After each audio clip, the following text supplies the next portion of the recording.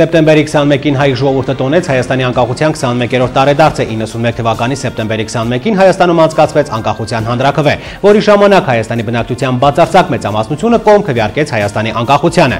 Անկախությունն իբրև ապրելակերպ և զգացողություն 91 թվականից մինչ օրս ծնված հայ զավակների գեների ու պատկերացումների մեջ է, նրանք այլևս չեն պատկերացնում այլ կացուդաձև։ Ինչ տվեց հայ ժողովրդին անկախությունը, այն անկախությունը, որը դարեր շարունակ հայ ժողովուրդը երազել է Արցախույց մայրաքաղաքում։ Մինչ մեր երկրում տոնում էին անկախության օրը, ինչպես նաև արձանագրում հացի գնի թանկացում, հարևան Վրաստանի բանտերում կալանավորների նկատմամբ խոշտանգումների և սեռական ոտնձգությունների դեմ բողոքի ակցիաներ էին ընթանում։ Հայաստանի նախագահ Սերժ Սարգսյանի օրերս հրավիրած խորհրդակցությունը շարունակում է մնալ լրատվամիջոցների և փորձագետների ուշադրության կենտրոնում։ Երևանում աշխատող գալայի լրագրողը թեմայի շուրջ զրուցել է արտախորհրդարանական քաղաքական ուժերի ներկայացուցիչների և փորձագետների հետ։ Բարև ձեզ, եթերում շաբաթնաց լրատվական վերլուծական ծրագիրն է։ Սեպտեմբերի 21-ին հայ ժողովուրդը տոնեց Հայաստանի Հանրապետության անկախության 21-րդ տարեդարձը։ 1991 թվականի սեպտեմբերի 21-ին Հայաստանում անցկացվեց անկախության հանրաքվե, որի ժամանակ Հայաստանի բնակչության բացարձակ մեծամասնությունը, շուրջ 95%-ը, կողմ քվեարկեց Հայաստանի անկախությանը։ Անկախության ձեռքբերումների, կորուստների, իրականացած և սպասվելիք ակնկալիքների մասին իրենց կարծիքն են հայտնել ՀՀՇ նախագահ ազգային ժողովի պատգամավոր Մանուկյանը և ԱԻՄ նախագահ Պարուր Հայրիկյանը։ Նրանք արժևորելով անկախության գաղափարը նշել են, որ այն սկիզբ է դրել ժողովրդավարացման գործընթացին, դառնալով քաղաքացիական հասարակության ձևավորման հիմքը։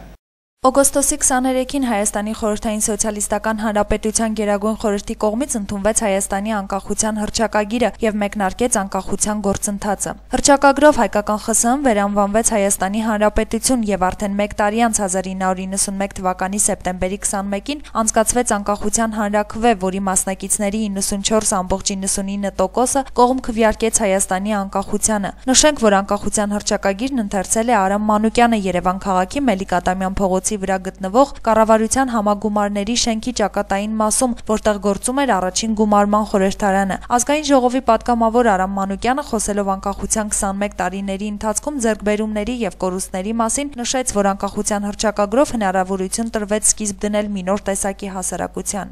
Սա մեր ժողովրդի պատմության միակ դեպքն է, երբ իրավաբանորեն ամբողջ ժողովուրդը մասնակցեց որոշում կայացնելու։ Այլ դեպք չի եղել։ Քաղաքական դաշտ բացվեց, քաղաքական կուսակցություններ առաջացան, ասենք 200-300 միանգամից լրատվամիջոցներ բացվեցին այս անկախության հաշվին, 4-5 հազար հասարակական կազմակերպություն բացվեց։ Սրանք բաներ էին, որ սովետի ժամանակ չկային։ Խորհրդային միության ժողովրդավարական շարժումների հիմնադիր ազգային ինքնորոշում միավորման նախագահ Պարուր Հայրիկյանն ում անունն ուղղակիորեն կապված է Հայաստանի Հանրապետության անկախության հետ, մտահոգված է, որ իշխանություններն այսօր չեն գնահատում և արժևորում անկախության գաղափարը։ Վերջինիս խոսքով անկախությունը կարևոր ձեռքբերում է Հայաստանի համար, որը պետք է գնահատվի Հայաստանի Հանրապետության յուրաքանչյուր քաղաքացու կողմից։ Մեր ժողովուրդը արժևորում է, գնահատում է և ապրում է անկախ Հայաստանով։ Ես վերապահություն ունեմ իշխանությունների գնահատանքի նկատմամբ, որովհետև եթե ես գնահատում եմ Սպարտակ բալետը, ես անպայման խոսում եմ Արամ Խաչատրյանի մասին և դրանից ինձ վատ չեմ զգում։ Այն, որ անկախության հռչակումը նոր և լուսավոր էջ բացեց Հայաստանի համար, շատերն են փաստում, ինչպես հասարակ քաղաքացիներն, այնպես էլ քաղաքացիական հասարակության ակտիվ ներկայացուցիչները գիտակցում են, որ անկախության հռչակմամբ հնարավորություն տրվեց կյանքի կոչել իրենց գաղափարները։ Քաղաքացիական ակտիվիստ Լալա Ասլիկյանն արժևորում է անկախության ձեռքբերումն ու նկատում քաղաքացիական հասարակության սաղմերը, սակայն վերջինիս համոզմամբ Հայաստանում անհատը երջանիկ չէ և լիարժեք չի վերապրում իրեն տրված ազատությունն ու անկախությունը։ Ես տեսնում եմ սաղմերը քաղաքացիական հասարակության, ինչը իմ համար արդեն ուրախալի է, արդեն գնահատելի է, բայց դա շատ քիչ է ու դա մարդկանց, ովքեր Հայաստանում են ապրում, երջանիկ չի դարձնում։ Մարդիկ հիմնականում, ովքեր որ դուք փողոցներում մարդկանց դեմքերին նայեք, նրանք տխուր են հիմնականում։ Տխրությունը դա գալիս է նրանից, որ մարդը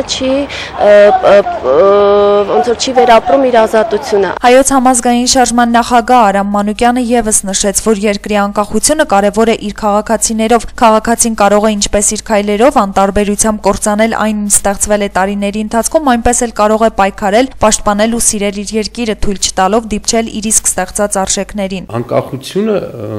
որբ կարող է լինել, եթե քաղաքացին տեր չկանգնի, իսկ որբին կարելի է հեշտ խղճացնել և ենթարկել։ Յուրաքանչյուրդ այս անկախության ձեր բաժին տերն եք։ Եվ եթե հանկարծ այսպես չմտածենք, յուրաքանչյուր մտածի, որ 3 միլիոնի մեջ մեկը ինչ պետք է լինի, եթե կողքի քաշվի, հավատացեք, մի քանի վայրկյանում կփլվի երկիրը։ Հավելենք միայն, որ անկախության օրվա հետ կապված ամեն տարի իրականացվում են սիմվոլիկ համերգային ծրագրեր, այնինչ կարևորագույն առանցքային հարցերը մնում են բարձի թողի վիճակում։ Նունե Գրիգորյան, Գոռ Հովհաննիսյան, Գալանյուս։ Անկախությունն իբրև ապրելակերպ և զգացողություն 1991 թվականից մինչ օրս ծնված հայ զավակների գեների ու պատկերացումների մեջ է։ Նրանք այլևս չեն պատկերացնում, այլ կացուտաձև։ Եվ անհրաժեշտության դեպքում կպայքարեն այդ արժեքները չկորցնելու համար, գիտակցելով այն բոլոր դժվարություններն ու խոչընդոտները, որոնք կհանդիպեն իրենց այդ անկախությունը ամրապնդելու ճանապարհին։ Գալայի տեսախցիկը շրջել է Երևանի սրտում, ուր հանդիպել է տոնի զգացողությամբ համակված քաղաքացիների։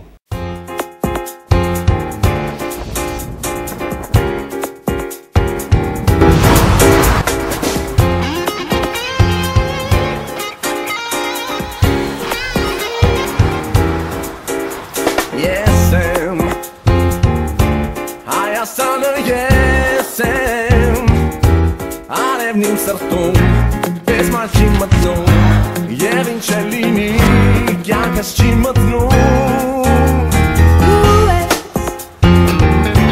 Հայաստանը դու ես Հոգիտ մի թրջում յուսել է մի բուր յուսել երազի ստուն է երագում Կապար որ հաստում է ճարում Ձերքը դուր կպարեն քո ճարին It's just not bad, Germany, Udane, it's got all that's not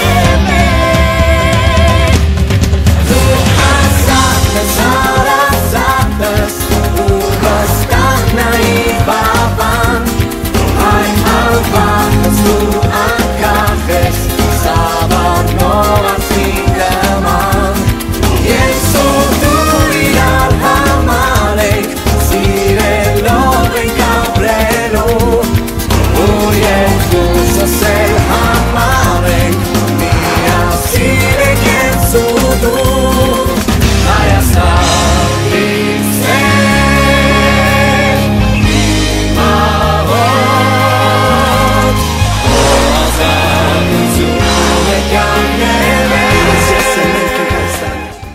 Ինչ տվեց հայ ժողովրդին անկախությունը, այն անկախությունը, որը դարեր շարունակ հայ ժողովուրդը երազել է։ Թեմայի վերաբերյալ մեր լրագրողական հարցախույզը մայրաքաղաքում։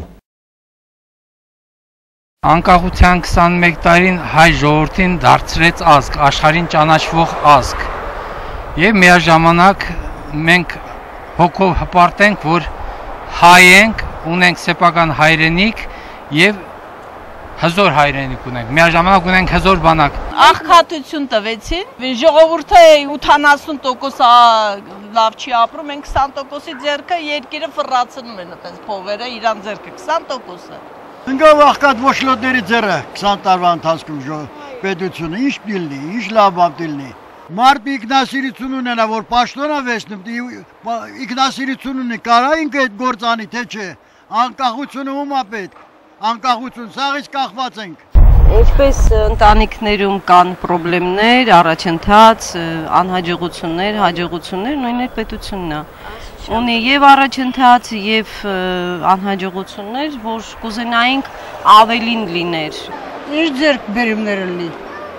Շատ բաց թողումներ եղավ, ժողովուրդը սովի մատնվեցին, աշխատանք չունեն, աշխատատեղեր չկա։ Բաց թողումներ ենք ունեցել, հաջողություններ ենք ունեցել, հենց որ մեր անկախությունն է, մենք պետքա տեր կայնենք մեր երկրին, ավելի լավ հաջողությունների հասնենք։ Առաջի էտապում դժվարություններ, տառապանք, թե հետո ինչ կլինի, միգուցե հետո ուրախ լինենք, որ անկախ ենք եղել։ Բայց հիմա հələ որ ոչինչ, բացի բացասականից։ Այնքան որ մեր ազգը մնացինք հայերով, թուրքերը գնացին, մաքրվեց։ Պետությունը մաքրվեց այլ ազգիներից, այդքան մի բան։ Անկախություն, էտա, բայց դեպի լավը ասենք, լավ ենք ապրում, չէ։ Հայ ժողովրդի համար անկախությունն է, դա մի երազանք է, որը իրականացավ։ Սկզբում շատ էին ուրախանում ժողովուրդը անկախություն, բայց նաև կախյալ ենք, անկախել չենք, ընդհանրապես։ Շատ դժվարություն, ավելի շատ դժվարություն, քան թե անկախություն։ Երևի թե այդ ձև է։ Ու ինձ թվում է կառավարությունը պետք է փոխվի, որ անկախությունը իրոք ժողովուրդը վայելի։ Ձայբերում չկա։ Ինչ տվեց ամեն ինչ կորցրեց։ Կորցրեց ամբողջ արդյունաբերությունը։ Սովետական տարիներին ստեղծված արդյունաբերությունը ոչնչացվեց։ Հանրապետության անկախլալը մեր երազն է, որ իրականացավ։ Ուրեմն ասկե վերջ մեզիգին ավելի մենց կորձեր աբական, որ վայելենք այս անկախությունը շենացնելով, հարաճանալով բոլոր աշխարհին ցույցենք, որ հայը չէ, մեռածներ, հայ ասկտեր գրնա արդատրել եւ մարդկության այդ քարավան գսեն անոր մեկ մասը գգազմե։ Մեր բաբերը միշտ ասով երազով ապրեցան։ Ես ասիկադեսա շատ ուրախ եմ, որ Հայաստանը անկախ հարաբերություն ունի։ Ամենեն սիրով ես Հայաստանը ազատուլա առաջ երտա ժողովուրդուն քիչը փոխդան, որպեսզի աշխատին։ Ինչ որ ձեռք ենք բերել, թող հալալ լինի ամբողջ ժողովրդին, դա եղել է ժողովրդի ուժերով։ Սեպտեմբերի 21-ը եւս մեկ անակնկալ էր նախապատրաստել, այս անգամ տհաճ անակնկալ, քանզի հենց այդ օրը հացը թանկացավ 10-ից 20 դրամով։ 130 դրամով վաճառվող հացը Գյումրիի խանութներում եւ կրպակներում արդեն վաճառվում է 140 դրամով, 120 դրամանոց հրազդան տեսակի հացը 130 դրամով։ Շուկայում ամենաէժանը համարվող Ախուրյանի գործարանի հացը 110-ի փոխարեն վաճառվում է 120-ից 130 դրամով։ Գնորդները դժգոհում են, թե մեկ գիշերվա ընթացքում 10 դրամով հացի թանկացումը մեծ հարված են տանեկան բյուջեին, քանի որ կան ընտանիքներ, որ օրական 5-ից 6 հաց են գնում։ Վաճառողների խոսքերով իրենք այսօր հացը բարձր գներով են ընդունել, այդ իսկ վաճառով թանկ են վաճառում։ Պատճառը ըստ նրանց այլուրի դեֆիցիտն ու թանկացումն է։ Մեկ պարկ այլուրի մեծածախ գինը բարձրացել է միջինի 500 դրամով։ Ըստ մասնագետների, ցորենի բերքը այս տարի Հայաստանում նվազ է եղել, ինչը պայմանավորված է եղանակային գործոնով։ Հայաստանը հիմնականում ցորեն ներկրում է Ռուսաստանից, իսկ այդ երկրում եւս այս տարի ցորենի բերքը նվազ է եղել։ Մե 8 հատ կարնին կորական։ 8 հաց, 8 անգամ 10 ինչ կենե, 80 դրամ արդեն եկել է, օրեգան, հա։ 2400 ամսեգան։ Հագը թանգնա հետ շատ եղած ժամանակն չի էժնա, ինչը դե ինչ բացատրություն ունի։ Այսինքն կստացվի է մենք 10 օրվա հաց չենք կրնա առնի, եթե երկուսինս հաշվենք այդ կնով։ Այսօրվանից 140 դարի 128 հացը շատ օրորի ամեն ինչը կթանգե, ժողովուրդն էսպես վատ վիճակի մեջ է, ծեմն է ծմերը։ Եթե հայերը համակերպվեցին գնաճի հերթական փաստին, հարևան Վրաստանում չհանդուրժեցին բանտերում կալանավորների նկատմամբ խոշտանգումների ու սեռական ոտնձգությունների դեպքը։ Այդ երկրում բողոքի ակցիաները շարունակվում են մինչ օրս։ Ցուցարարների պահանջով հրաժարական ներկայացրեց ներքին գործերի նախարար Վաչո Ախալայը։ Վրաստանի նախագահ Միխայել Սահակաշվիլի կարգադրության համաձայն բանտարկյալների հետ տեսակցություն է թույլատրվել նրանց հարազատներին, համոզվելու համար, որ նրանց հետ ամեն ինչ կարգին է։ Նախագահի որոշմամբ ուղիչ հաստատություններում հերթապահություն են իրականացրել պարեկային ոստիկանները, որոնք ստանձնել են բանտերում կարգապահության պատասխանատվությունը եւ կալանավորների իրավունքների պաշտպանությունը։ Հիշեցնենք, որ փաստի առնչությամբ արդեն կա ավելի քան 10 ձերբակալված։ Վերադառնանք հայաստանյան իրադարձություններին։ Հայաստանի նախագահ Սերժ Սարգսյանի վերջերս հրավիրած խորհրդակցությունը շարունակում է մնալ լրատվամիջոցների եւ փորձագետների ուշադրության կենտրոնում։ Երևանում աշխատողիմ գործընկերները թեմայի շուրջ զրուցել են արտախորհրդարանական քաղաքական ուժերի ներկայացուցիչների եւ փորձագետների հետ։ Նրանց համոզմամբ Սերժ Սարգսյանի խոսքը հիշեցնում էր նախընտրական քարոզարշավին հատուկ ելույթ։ Եթե որևէ նախադեպ լիներ, երբ խոսքն ու նման խորհրդակցությունները ավարտվել են գործով, ըստ մասնագետների կարելի էր որոշակի փոփոխություններ ակնկալել, մինչդեռ նման նախադեպ ըստ նրանց մենք չունենք։ Ես կառավարության աշխատանքը Տիգրան շատ բացասական եմ գնահատում, շատ բացասական։ Մենք 4 տարիա քեզ հետ խոսում ենք այս թեմաներով։ 4 տարի ուղի։ Քանի ամիս արդեն աշխատում եք։ Ու դեռևս մատներից չենք տվել։ Անթույլատրելի է։ Անթույլատրելի։ Կառավարության ու Տիգրան Սարգսյանի փնթի գործունեության թույլատրելի ու անթույլատրելի սահմանների պատասխանատվության զգացողության մասին Սերժ Սարգսյանի հոխորտանքներով ուղեկցված բարոյախրատական մենախոսության անկեղծությանը քչերը հավատացին։ Փորձագետներից շատերի համոզմամբ նախագահական ընտրությունների նախընտրական քարոզարշավը Սերժ Սարգսյանի համար արդեն մեկնարկել է։ Կարելի է միանշանակ ասել, որ այո, նախընտրական ելույթ էր, բայց մյուս կողմից պետք է նայենք այլ բան կար, թե չկար։ Եթե նախկինում նախադեպ լիներ եւ նման ելույթներն ու խորհրդակցություններն ավարտվեին գործով, կարելի էր մտածել, որ սա փոփոխություններին ուղղված քայլ էր, մինչդեռ հակված չեմ հավատալու դրան, որ սա ինչ որ կբերի ինչ որ փոփոխությունների եւ այլն։ Այսինքն թե նախադեպ չկա այդպեսին, թե հավատ չկա ընդհանրապես։ Այս շոուն, որը ականադես եղանք կառավարության նիստի ժամանակ խորհրդակցությունը, հերթական այսպես ասած մեր ժողովրդին մոլորեցնող, շեղող գլխավոր նպատակից փորձերից մեկն է։ Մինչդեռ Սարդարապատ շարժման նախաձեռնող խմբի անդամ Ժիրայր Սեֆիլյանի կարծիքով այդ փորձն արդյունք տալ չի կարող։ Ըստ նրա այսօրվա կեղեքող համակարգի ղեկին կանգնած մարդը վարկաբեկված է եւ նման սպառված քաղաքական ֆիգուրների իմիջի բարելավմանն ուղղված բոլոր փորձերը դատապարտված են անհաջողության։ Սերժ Սարգսյանի խորհրդակցությանն անդրադառնալու փոխարեն Ղարաբաղ կոմիտեի անդամ Աշոտ Մանուչարյանն էլ նշեց, որ իր համար ավելի նախընտրելի կլիներ խոսել այն 20-ից 50 հազար դոլար արժողության բաճկոններից, որ կրում են կառավարության կամ օրենսդիր մարմնի ներկայացուցիչները։ Ասենք մարդիկ մասնակցում են այդտեղ եւ որևէ դիտողություններ առաջարկներ կա բաճկոնների նկատմամբ, որոնք իրենք հակել են։ Բանն այն է, որ բաճկոնը այսօր շատ ավելի քաղաքական կատեգորիա է, քան անամեն ինչ որ կատարվում է, թե արվում է։ Սերժ Սարգսյանի հրավիրած աղմկահարույց խորհրդակցությունը, որ հիշեցնում էր դպրոցական դասարան լի անպարտաճանաչ ծույլ աշակերտներով եւ նրանց սանձահարելու փորձ կատարող ուսուցչով, այս օրերին դարձել է նաեւ սոցիալական կայքերի քննարկման անփոխարինելի նյութը։ Լրագրող Պետրոս Ղազարյանն օրինակ իր էջում նշել է. կառավարության համար մեռելոցը սկսվեց շաբաթ օրվանից։ Նոր ժամանակներ կուսակցության նախագահ Արամ Կարապետյանն էլ իր Facebook-յան էջում հետեւյալ գրառումներ թողել. մինչեւ 3 Հայաստանի կառավարությունը որևէ որակում չուներ։ Նրան ոչ կոալիցիոն էին որակում, ոչ մասնագետների, ոչ զարգացման։ Սերժ Սարգսյանը վերջապես 3 որակեց իր իսկ նշանակած կառավարությանը՝ օդկատի։ Սիրանուշ Հարությունյան, Տիգրան Գասաբյան, Գալանյուս։ Քաղաքագետների շատերի համոզմամբ Սերժ Սարգսյանի վերջերս անցկացրած խորհրդակցությունն իր մեջ նախընտրական տարրեր էր պարունակում։ Մի մասի կարծիքով էլ եթե որևէ ելույթ կամ հորդոր այդպես էլ գործը առաջ չի տանում, ինչպես սովորաբար մեր երկրում է լինում, հասարակության կողմից դրական արձագանքի արժանանալ չի կարող։ Մայրաքաղաքում աշխատող իմ գործընկերները թեմայի վերաբերյալ տեսակետներ են փորձել ստանալ խորհրդարանական ուժերի եւ հենց մեղադրանքների հասցեատեր հանրապետական կուսակցության ներկայացուցիչներից։ Այն ինչի ականատես եղանք օրերս կառավարության շենքում հրավիրված խորհրդակցության ընթացքում ոչ այլ ինչ է, քան ռուսական PR-ի վառ առանձնահատկություն, երբ ուժեղ նախագահի կոնցեպտն արտահայտվում է կառավարությանը հրապարակային նկատողություն անելով։ Ըստ Ազատ դեմոկրատներ կուսակցության փոխնախագահ Անուշ Սեթրակյանի, չնայած գործադիրն ու իր ղեկավարը Լիուլի Արժանի են նկատողության դեռ մի բան էլ ավելի, սակայն ինձ թվում է, որ գործնական այդ հեղինակության կիրառումը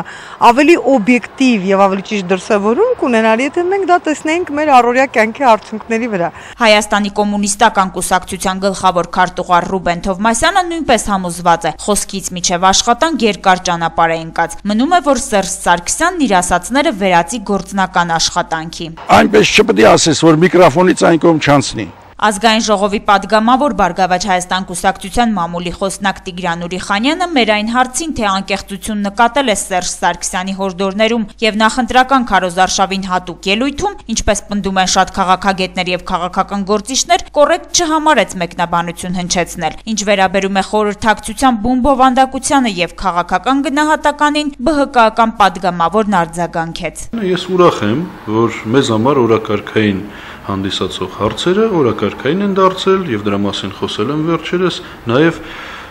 քաղաքական մեծամասնության համար իրենց առաջնորդի եւ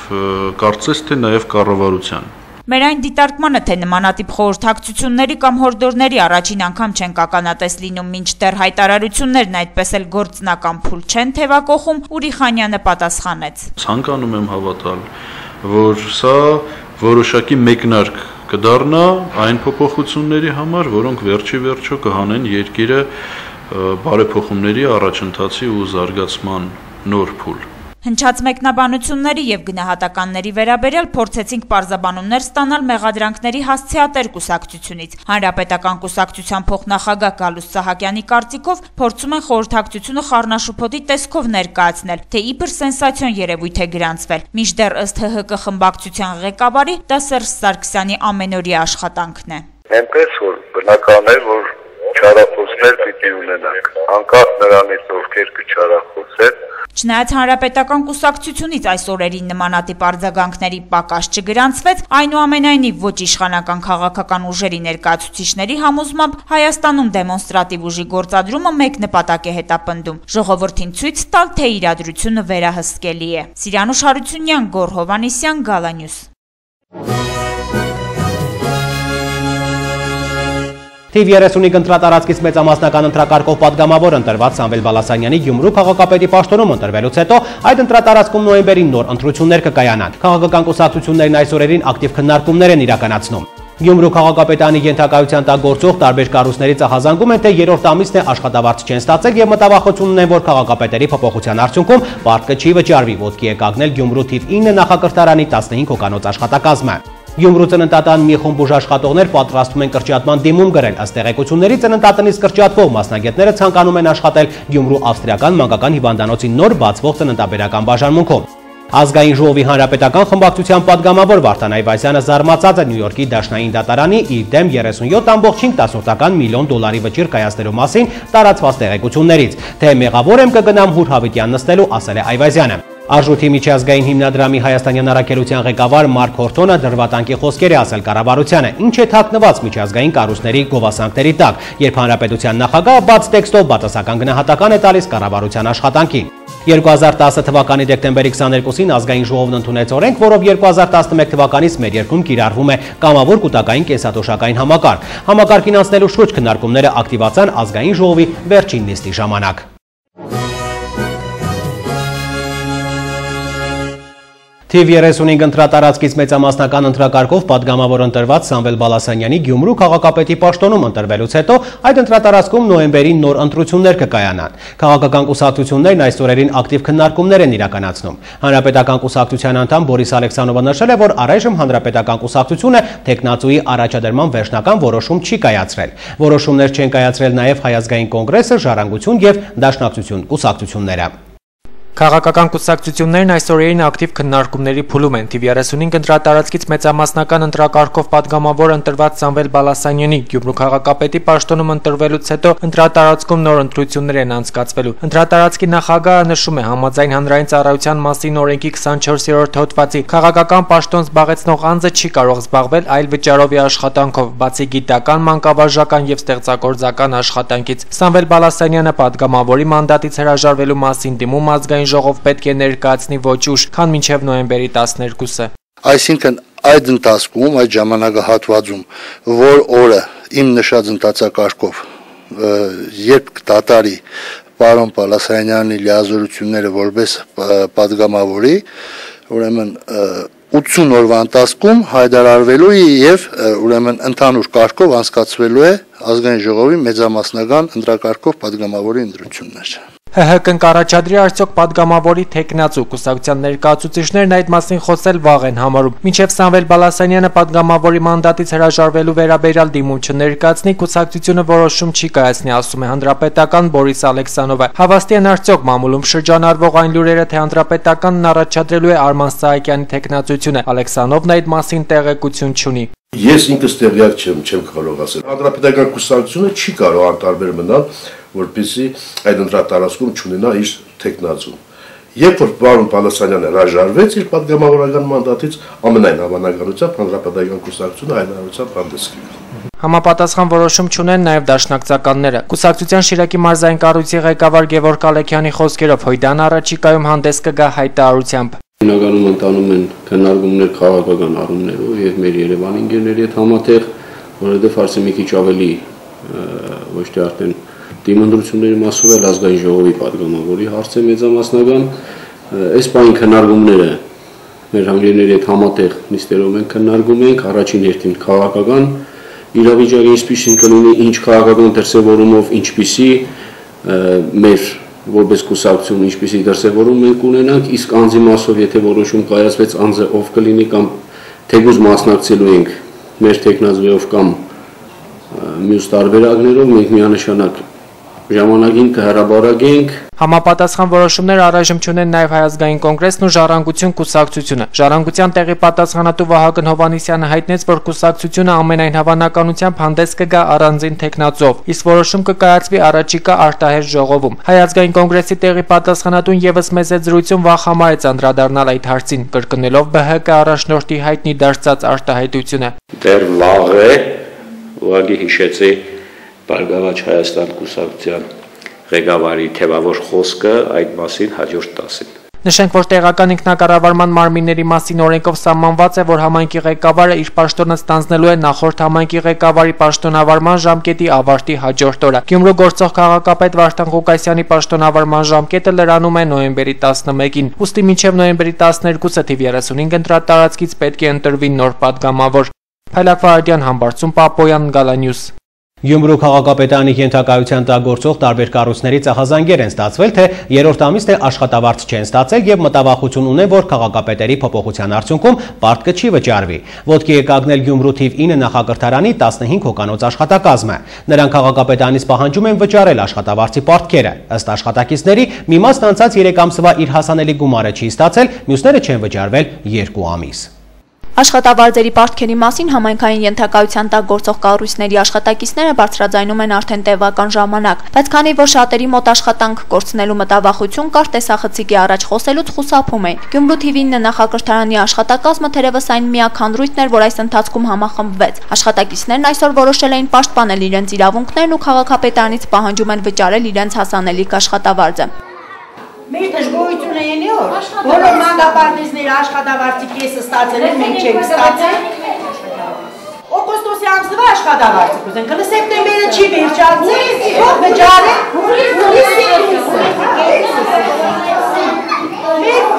որտեղ մենք են խանութից վերասյային վերսում մաղջիկ չան, մոտեցեք խանութը պագել են ամեն օր գալիս, ասում են, թե հնացեք բերեք վճար որտեղից պետք է տամ։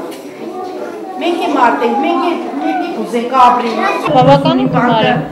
Ճիշտ է, երեխային բան կվրոցական ունենք։ Ուրախացանք, որ ավելացել է մեր աշխատավարձերը, շատ գոհ ենք, շնորհակալ ենք, բայց չենք ստացել։ Այդ է խնդրեմը։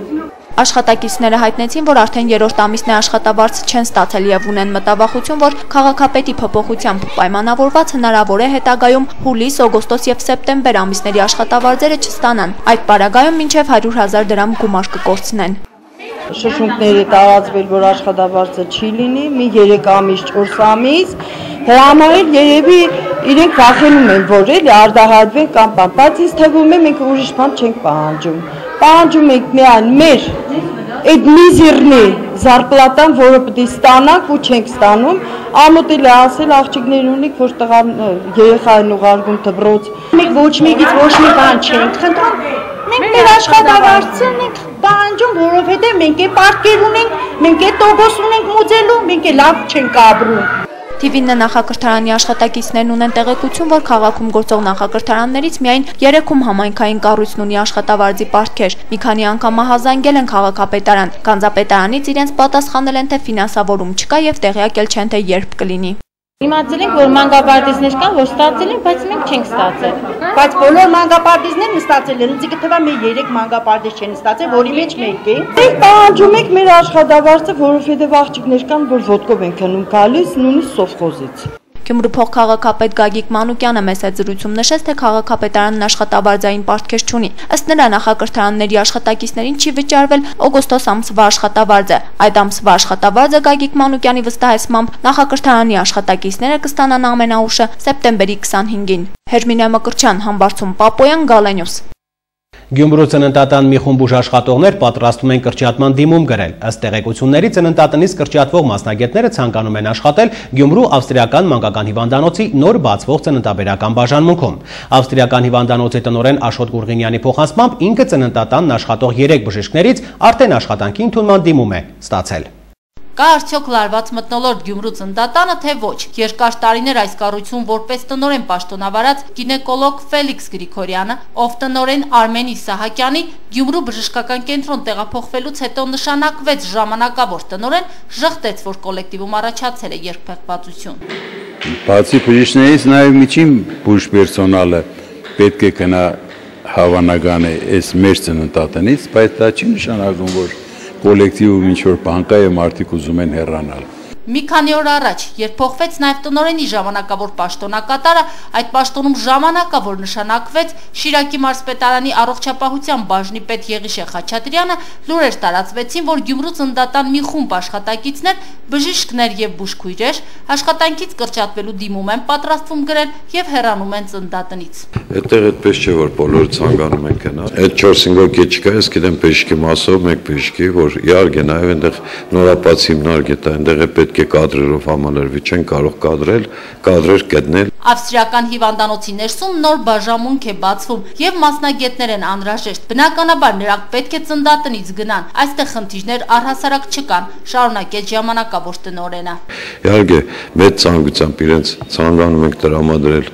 նաև մասնագետ, որը կարողանա եւ աշխատել, եւ ինչպես նաև միջին մեծ պերսոնալից, քույրերից։ Տեղեկությունների համաձայն, սակայն ծննդատան որոշ բժիշկների, ովքեր հավակնում էին տնօրենի պաշտոնին եւ պատրաստվում էին առաջադրել իրենց տեխնացությունը տնօրենի թափուր պաշտոնի համար հայտարարվելիք մրցույթում, հիասթափեցրել է այն, որ Շիրակի մարզպետարանը ժամանակավոր պաշտոնակատար նշանակել է մարզպետարանի աշխատակցին եւ բժիշկների ենթադրություններով հենց նա էլ կլինի ծննդատան տնօրենը։ Ներկայացրել ենք մենք տեխնացիոններ, ովքեր կարող են լինել, եւ նրանք նույնպես մեր բժիշկներից էին։ Այդ նույն մեր բժիշկների շարքում եւ կար Խաչատրյան Եղիշի տեխնացիությունը, եղել է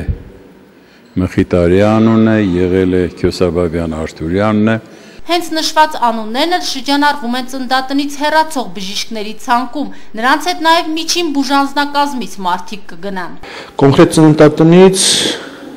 եթե հիշողությունս չի տարաջանում 3։ Հիմնական գինեկոլոգները ընդդեղից են լինելու։ Այո, եւ կարելի է նաեւ ասել, որ այո, բոլոր դիմող գինեկոլոգները գալիս են Գյումրու ծննդատնից եւ սա կարծում եմ մի համար հբարտություն է, իրանք էլ պետք է ված չզգան դրանից, որովհետեւ մասնագետները լավ են դեղել։ Եվ մենք ուրախ ենք, որ առիթ ունենք փորձառու լավ մասնագետներ մեր գոլեգա հարևան բուժհաստատությունից ունենալու։ Ինչ մնում է ծննդատան ժամանակավոր տնօրենին, Եղիշե Խաչատրյանը 25 տարի աշխատել է Գյումրու ծննդատանը եւ նշում է, որ կոլեկտիվին օտար մարդ չէ, պարզապես նրան են հարմար գտել նշանակելու որպես տնօրենի ժամանակավոր պաշտոնակատար եւ նա էլ օգտվելու է իր իրավունքից եւ մասնակցելու է տնօրենի թափուր պաշտոնի համար հայտարարված մրցույթին։ Քրիստինա Մկրտչյան, Համբարձում Պապոյան, Գալանյուս։ Ազգային ժողովի հանրապետական խմբակցության պատգամավոր Վարդան Այվազյանը զարմացած է Նյու Յորքի դաշնային դատարանի իր դեմ 37.5 միլիոն ամերիկյան դոլարի վճիռ կայացնելու մասին տարածված տեղեկություններից։ Անցնող շաբաթ լրագրողների հետ հանդիպման ժամանակ նա ասել է, որ տարիներ շարունակ իրեն փորձել են դարձնել արբիտրաժային կողմ, սակայն միջազգային արբիտրաժը մերժել է այդ անհետեթ որոշումը։ Պատգամավորը իր զարմանքն է հայտնել այն կապակցությամբ, որ դեպքերը ծավալվել են Հայաստանում, սակայն դատական գործընթաց ընթանում է Նյու Յորքում։ Ավելին, ինքն այդ մասին իմանում է համացանցից, նույն հաջողությամբ ինձ Թուրքիայում կարող են դատել, նշել է Այվազյանը։ Նա հայտնել է, որ մինչ այժմ չի ստացել որևէ դատավճիռ եւ առաջին հերթին փորձելու է ծանոթանալ այդ դատավճիռին, ապա նոր միջոցներ ձեռնարկել։ Թե մեղավոր եմ կգնամ Հուրհավիտյան նստելու, ասել է Վարդան Այվազյանը։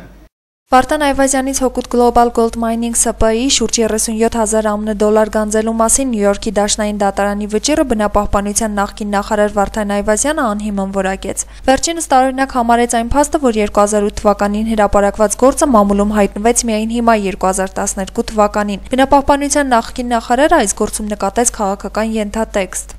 Նմանատիպ լրջագույն արշավ սկսավ 2007 թվականի մոտարապես մարտ ամսին։ Հիմա երկրորդ լրջագույն արշավը սկսվում է 2012 թվականի սեպտեմբերին։ Բնապահպանների շրջանում եւս մեծ արձագանք գտավ Վարդան Այվազյանի անվան շուրջ շրջանառվող լուրերը վերջիներս միաձայն հավաստիացնում են, որ բազմաթիվ անկերի շահագործման համար դրական եզրակացություն տրվել է հենց Վարդան Այվազյանի պաշտոնավարման ընթացքում։ Էկոդար բնապահպանական կազմակերպության նախագահ բնապահպանական ակտիվիստ Հրայր Սավզյանը հավաստիացնում է, որ Վարդան Այվազյանի օրոք փորձաքննությունների ապօրինի դրական եզրակացություններ են տրվել ոչ միայն հանքավանի, այլև Թեղուտի հանքի շահագործման համար։ Վերջինս հավելում է նաեւ, որ Վարդան Այվազյանը միշտ էլ աչքի է ընկել իր տիպիկ օլիգարխի գործելավոճով եւ պահվածքով։ Վարդան Այվազյանի օրոք բնապահպանության նախարար եղած ժամանակ տրվեց չարաբաստիկ այդ Թեղուտի ուրեմն դրական եզրակացությունը, բնապահպանության նախարարությունը տվեց դրական եզրակացություն։ Վարդան Այվազյանը այսպիսի մի դասական օլիգարխի կերպար է։ Վարդան Այվազյանը Միացյալ Նահանգների Նյու Յորքի հարավային շրջանի դատարանին դիմելը համարեց անհիմն, նշելով, որ ընկերության ներկայացուցիչները կարող էին դատական նիստն անցկացնել Հայաստանում, ապա դիմել այլ երկրներ։ Վերջինս դատական նիստն ու վճիռն իր դեմ որակեց որպես բիզնես։ Բնապահպանության նախկին նախարարի հավաստմամբ միջազգային արբիտրը մերժել է դատական նիստերի ժամանակ իրեն որպես կողմ ճանաչելը եւ ճիշտ չէ մեկ այլ երկրի դատարանին դիմելը։ Չկա որևէ մեկ երկիր, առայժմ չգիտեմ, որ նմանատիպ վարչական վարույթը իր երկրում կիրառման ենթարկվի, որտեղ կարող է վաղը ցանկացած պաշտոնյային նմանատիպ մեկ հայցով ներկայացնեն եւ սկսեն վարդակույն հեղափոխությունները, ուղեղների հարթուկ, սա բիզնես է, հասկանում եք, սա լավագույն բիզնեսների մեկն է։ Բնապահպանական ակտիվիստ Արթուր Գրիգորյանը հանդես է եկել պատասխան հոդվածով, մասնավորապես նշելով. Վարդան Այվազյանը պետք է պատասխանատվության ենթարկվի Թեղուտի հանքավայրի շահագործման գործարքի համար եւ ոչ թե իբարս ամերիկյան արդարադատության։ Հարցերը առարկայական դնելու դեպքում պետք է պատժվեն բոլոր գողերը եւ առաջին հերթին Հայաստանում կոռուպցիայի հիմնական խթան համարվող Հայաստանի բնական պաշարները բացահայտ ու լկտիաբար կողոպտող օֆշորային ընկերությունների գլխավորությամբ։ Նունե Գրիգորյան, Տիգրան Գասապյան, Gala News։ Վարչապետ Տիգրան Սարգսյանը վերջերս ընդունել էր Արժույթի միջազգային հիմնադրամի հայաստանյան առաքելության ղեկավար Մարկ Հորթոնի գլխավորած պատվիրակությանը։ Մարկ Հորթոնը մասնավորապես ասել է. «Ցանկանում եմ դրվատանքի խոսքեր ասել կառավարության եւ Կենտրոնական բանկի մեր գործընկերներին աշխատանքի համար, հատկապես տնտեսական աճի ցուցանիշի առումով։ Բյուջեի կատարողականը նույնպես տպավորիչ է, հատկապես եվրոպական երկրների եւ ձեր հարևան պետությունների համեմատ։ Ինչ է թաքնված միջազգային կառույցների գովասանքների տակ, երբ հանրապետության նախագահը բաց տեքստով բացասական գնահատական է տալիս կառավարության աշխատանքին»։ Մանրամասնում է մեր աշխատակիցը։ Միջազգային տնտեսական կառույցները վաղուց պիտի քննադատեին Հայաստանի տնտեսության վիճակը, այնինչ Մարկ Հորթոնը խորամանկ ու երկիմաստ հայտարարություններով փորձում է բավարարել թե իշխանության, թե ընդդիմության ակնկալիքները։ Հրանտ Բագրատյանի մոտ հարցեր են առաջանում. գիտի արդյոք Մարկ Հորթոնը, որ պաշտոնական վիճակագրությամբ Հայաստանում դրամի արժեզրկումը կազմել է 7.7%, ինչի դիմաց էլ եկամուտներն աճել են 5%-ով։ Նույն Հայաստանում կարելի է տեսնել, թե ինչպես է ցանկացած ապուշություն գովերքվում միջազգային ֆինանսական կազմակերպությունների կողմից, ցանկացած ապուշություն գովերքվում։ Այսինքն Մարկ Հորթոնը այնպես ասել է, երբ որ ինձ է տեսնում, ասում է, տեսար ոնց դրեցի, երբ որ իրանց է տեսնում, ասում է, oh, that's support, բան, այդ մենք տեսել ենք։ Այդ մենք տեսել ենք։ Պատասխանատվություն կրում են արդյոք միջազգային կառույցներն իրենց հնչեցրած ոչ օբյեկտիվ գնահատականների համար, հարցնում է Հրանտ Բագրատյանը, ում խոսքերով նույն այդ կազմակերպությունների մեծ մասը ցանկանում է Հայաստանն արոտավայր տեսնել, ահա ինչու չեն հնչեցնում օբյեկտիվ գնահատականներ։ Հեսա մի հատ էլ կլինի։ Առաջինը կլինի քիչ թե շատ դրական, քյաբաբները կուտեն, այստեղից կգնան, Եվրոպայում կգնան, մի երկու ամիս հետո կհայտարարեն, ասեն վատ էր։ Որ համ իշխանությանը խփեն, համ ընդդիմությանը խփեն, որևէ առողջ process երկրում չլինի եւ այլն։ Միջազգային կառույցները լղոծված գնահատականներ են հնչեցնում տարիներ շարունակ, իսկ իշխանությունները որպես իրենց լավ աշխատանքի ապացույց միշտ բերում են միջազգային կառույցների գնահատականները։ Արժութային միջազգային հիմնադրամը չի քնել ու հիմա է հայտարարում ինչ լավ է, ինքը 15, 17, 20 տարի նույն բանն է ասում։ Միտումը հետեւյալն է, որ այդ կառույցը, նման տեսակի կառույցները իրանք մի քանի հարցերում հաստատ միտված չեն։ Իրանք միտված չեն իրական տնտեսության զարգացմանը։ Որոշ չափով շատ ներդաշնակ իրավիճակը, հասարակությունը հիմնականում հոգնած, վերնախավը հիմնականում անմրցունակ, ու այդպես էլ յոլլա են գնում։ Ըստ Մեսրոպյանի տարածաշրջանում միջազգային կառույցներն ունեն կոնկրետ շահեր եւ նրանց ձեռնտու չէ տարածաշրջանում տեսնել եւս մեկ ուժեղ տնտեսություն ունեցող պետություն։ Թույլ երկիրը կառավարելը անհամեմատ ավելի հեշտ է։ Ինչու միջազգային կառույցները պետքա գիշերը քնեն ու երազեն, որ Հայաստանը դառնա ուժեղ մրցունակ։ Ավելին, միջազգային կոչված կառույցներին պետքա, որ աշխարհի հիմնականում բոլոր պետությունները լինեն հեշտ կառավարելի, կախված, կոռումպացված, որպեսզի այս ամեն ինչը կառավարման իմաստով հեշտ կատարվի։ Եթե դու ունես երկրագնդի վրա իրոք անկախ, ուժեղ եւ մրցունակ պետություններ, կառավարումը շատ դժվար է կատարել։ Եթե Հայաստանում օլիգարխներն իրենց հարմարավետ են զգում, դա նշանակում է, որ այն անմրցունակ պետություն է։ Պետությունը հեշտությամբ կառավարելի է, եթե այն կոռումպացված է ու տնտեսապես թույլ։ Հենց դրա համար միջազգային կառույցները քննադատության փոխարեն հնչեցնում են դրվատանքի խոսքեր, ցույց տալու համար, որ ամեն տեղ ամեն ինչ կարգին է։ Մելանիա Մելքումյան, Տիգրան Գասաբյան, Gala News։ 2010 թվականի դեկտեմբերի 22-ին ազգային ժողովը ընդունեց օրենք, որով 2011 թվականից մեր երկրում կիրառվում է կամավոր կուտակային կենսաթոշակային համակարգ, իսկ 2014 թվականի հունվարի 1-ից 40 տարեկանը բոլորած անձինք կանցնեն պարտադիր կուտակային կենսաթոշակային համակարգի։ Համակարգին անցնելու շուրջ քննարկումները ակտիվացան ազգային ժողովի վերջին նիստի ժամանակ ընդդիմության եւ իշխանության ներկայացուցիչների բավական ընդգրկուն բանավեճից հետո։ 2 տարի առաջ նախորդ գումարման խորհրդարանում ընդունվեց կենսաթոշակային ոլորտի արմատական բարեփոխում նախատեսող օրենսդրական փաթեթ, որով նախատեսվում էր 2014 թվականի հունվարի 1-ից կիրառել կենսաթոշակների կուտակային համակարգը։ Նոր համակարգով մինչև 40 տարեկան յուրաքանչյուր քաղաքացի ինքն է կուտակելու իր կենսաթոշակը։ Ամեն ամիս աշխատավարձի 5%-ը փոխանցվելու է պետության կողմից լիցենզավորված կուտակային կենսաթոշակային հիմնադրամներում բացված անհատական հաշվին, պետությունն էլ իր հերթին ավելացնում է փոխանցված գումարին հավասար գումար։ Կուտակային համակարգը ամենատարածված ձևն է կենսաթոշակային, որովհետև մարդն աշխատելով իր վրա է տրվում իր վրա է պատասխանատվություն տրվում մտածել իր ապագայի մասին։ Խորհրդարանական ընդդիմությունը սուր քննադատության է ենթարկել Հայաստանում կենսաթոշակային համակարգում փոփոխություններ կատարելու մասին կառավարության նախաձեռնությունը, վստահ լինելով, որ ներկայացված բարեփոխումները ոչ թե նպաստելու են երկրի տնտեսության զարգացմանը, այլ եկամտի նոր աղբյուր են դառնալու մասնավոր բանկերի համար։ Կուտակված գումարները քաղաքացիներին հասանելի կլինեն 63 տարին նրանալուն պես։ Հնարավոր է նաև գումարը տնօրինել ավելի վաղ, այլ երկիր մշտական բնակության տեղափոխվելու պարագայում կամ էլ անաշխատունակության դեպքում։ Օրենքը ուրեմն ռիսկային է, դա միանշանակ, բայց մենք այլ տարբերակ չունենք, ինչի համար համարվում ենք ծերացող երկիր 1։ Շատ բարդ վիճակ է, երբ որ մեկ աշխատողին մեկ կենսաթոշակառու է ընկնում, դա երկրորդ, եւ մենք ուսումնասիրել ենք տարբեր երկրների փորձը եւ գտել ենք, որ միակ լուծումը մեր ապագա, այսպես ասած, կենսաթոշակառուների համար սա է։ Փորձը ցույց է տվել, մասնավորապես Ռուսաստանի, որ շատ թոշակառուներ ընկնում են այն հայտնի խապված ավանդատուների օրը, որովհետև այդ հիմնադրամները, ոչ պետական հիմնադրամները այսօր կան եւ վաղը հանկարծ անհետանում են։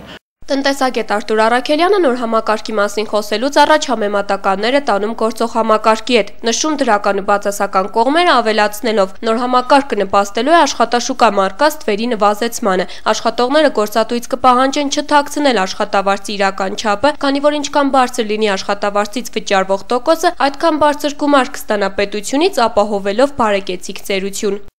Մարդիկ, որոնք արդեն մոդ են թոշակային տարիքին, բնական է պետությունը նաև այդ մարդկանց թոշակը վճարել, որտեղ 4-5 տարվա մեջ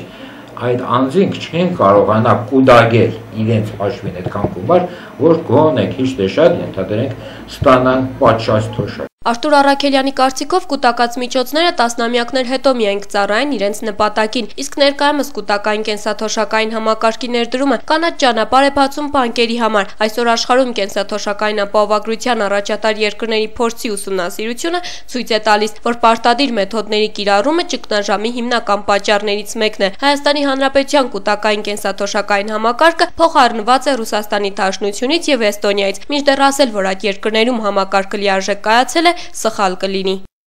Նաիրան Ալբանդյան, Սամվել Վարդանյան, Գալանյուս։ Դուք դիտում եք շաբաթնանց լրատվական վերլուծական ծրագիրը, կհանդիպենք մեկ շաբաթ անց, ցտեսություն։